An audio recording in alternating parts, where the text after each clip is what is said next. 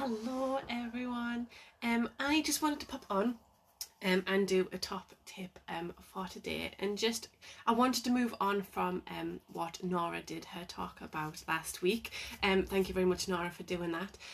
But just looking at Nora described during some boxing boxercise classes, individuals who have difficulty and learning disabilities and autism. Sometimes they will punch and they will go straight forward.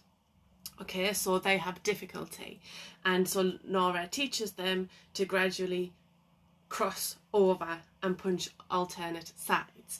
So I just wanted to explain that from an occupational therapy perspective.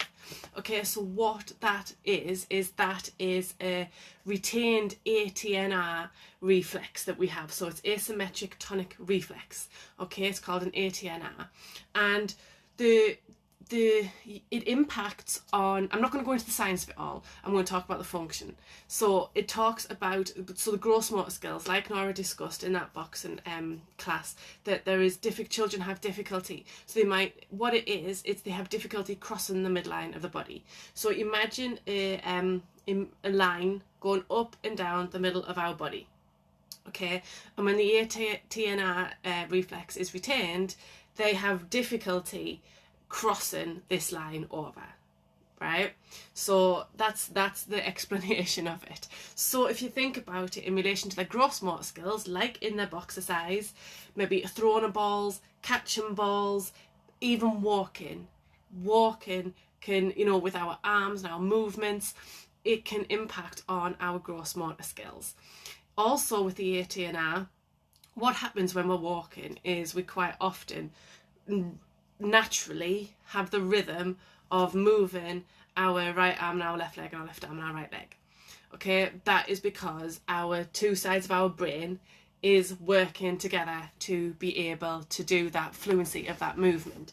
So individuals who don't have that fluency of movement and have a deficit in the ATNR, they will move their left arm and left leg and right arm and right leg.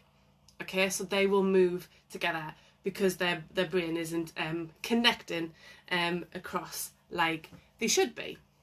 Okay, so other functional difficulties that can come from a retained ATNR is also self-care. Okay, so in relation to self-care skills, there is a lot of activities where we need to cross the midline of the body. Okay, so if you think about toothbrushing, if you think about doing buttons up, they've got to bring their hands to the midline to be able to do it. Brushing your hair, you've got to cross over that midline of the body. Putting socks on one foot, so you've got to move the arms across the body and pull the foot on, pull the sock on, or pull the shoe on. So self-care skills. And if children have difficulty in this area, you will either get behaviours because they are avoidant, because they know it's a challenge and they can't do it, or they will just challenge and be reliant on you to do those activities, and a dependency is there on that support because they can't do that activity. So self-care, fine motor skills, gross motor skills, fine motor skills as well in relation to handwriting. Okay, so children who might come across as ambidextrous, but that is because they use both sides because it's too challenging to do writing and cross the midline of the body to get to the other side of the paper. So they might even swap hands during their fine motor activities. You might have some children, you might teach some children like that, who swap hands, but that is because they have difficulty crossing the midline of the body. So they have difficulty with handwriting, they have difficulty with forming letters, they have difficulty perhaps doing horizontal lines or vertical lines because it is crossing the midline of the body to be able to cross, to write a vertical line or a diagonal line. It's crossing the midline, and because of this difficulty, children develop coping strategies.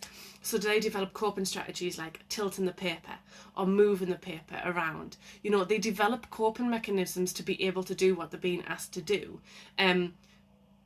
but it's a functional difficulty that will impact on them on other areas, not just their handwriting.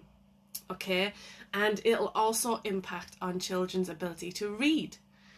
So if you think about reading, and we've got to use our visual tracking system to be able to read some words, and children might demonstrate kind of hesitancy, or they might regularly lose their place when they're reading.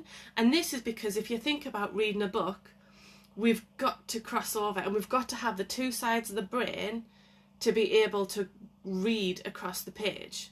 So children who can't read or lose their places a lot, that's because likely when they're getting to the end of where the left side of the brain stops and the right side of the brain's needed to finish off that line, they're not working collaboratively, so they lose their place, or they're hesitant, or they have to pause before they continue. So it's not necessarily that they don't know the word or they can't pronounce the word, it's because the brain is readjusting itself to be able to then focus on the rest of the line on that piece of paper, just because the left and the right hand side brain aren't working together.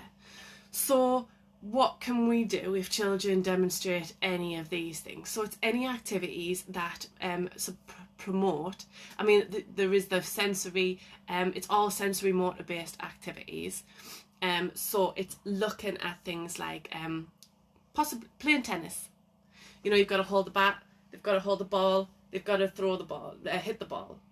Balloon volleyball, you know, promote them just to use one hand. So no matter what side of the body that the balloon is landing on, they are able to process the information to be able to cross the midline of the body.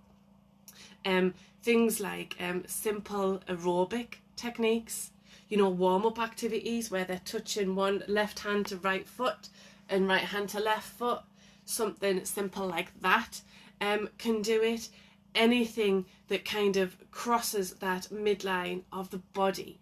You know, the activities are endless, you know, like climbing, because they've got to use both sides of the body.